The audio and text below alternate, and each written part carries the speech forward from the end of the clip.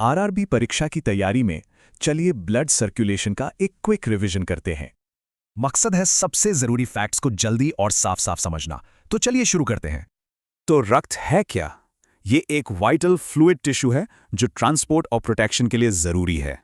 देखिए, हमारे खून का आधे से ज्यादा हिस्सा तो प्लाज्मा ही है, बाकी में है सेल्स।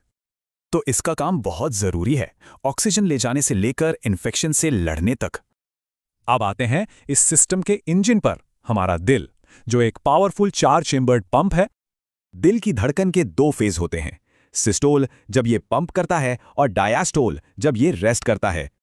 और इस पूरे सिस्टम को रेगुलेट करते हैं इलेक्ट्रिकल नोड्स, एसए और एवी नोड्स, जो हार्टबीट बनाते हैं। अब देखते हैं खून का सफर। ये राइट वेंट्रिकल से शुरू होता है, जहां से डीऑक्सीजनेटेड ब्लड फेफड़ों में जाता है। फेफड़ों में एक जरूरी एक्सचेंज होता है, कार्बन डाइऑक्साइड बाहर और ऑक्सीजन अंदर, बस। फिर लेफ्ट वेंट्रिकल से ये ताज़ा खून एओर्टा के जरिए पूरी बॉडी में सप्लाई होता है। और डिलीवरी के बाद डीऑक्सीजनेटेड ब्लड वापस दिल में आता है और साइकिल पूरा हो जाता है। ब्लड ग्रुप समझना बहुत जरूरी है। ये टेबल दिखाता है कि एबीओ सिस्टम में कौन किसे डोनेट कर सकता है। ये फैक्ट याद रखें, ओ नेगेटिव ब्लड किसी को भी दिया जा सकता है, इसलिए ये इतना वैल्यूएबल है। ब्लड प्रेशर की बात करें तो 120/80 को एकदम आइडियल नॉर्मल रीडिंग माना जाता है। अगर रीडिंग लगातार 140/90 से ऊपर है तो ये हाइपरटेंशन है, जो एक बड़ा रिस्क फैक्टर है। इसके उलट 90/60 से नीचे की रीडिंग हाइपोटेंशन है, जिससे चक्कर और बेहोशी हो सकती है।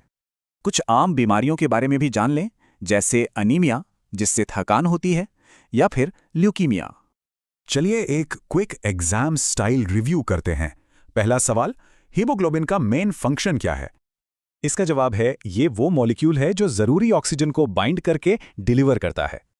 अगला सवाल, इसमें अक्सर लोग कंफ्यूज होते हैं, पल्मोनरी सर्किट का रास्ता क्या है? ये एक सिंपल 3 स्टेप रास्ता है, राइट वेंट्रिकल से फेफड़ों तक और फिर वापस लेफ्ट एट्रियम में। तो ये थे जरूरी पॉइंट्स। अब सवाल ये है, इस रिवीजन का सबसे ज्यादा फायदा कैसे उठाया जाए?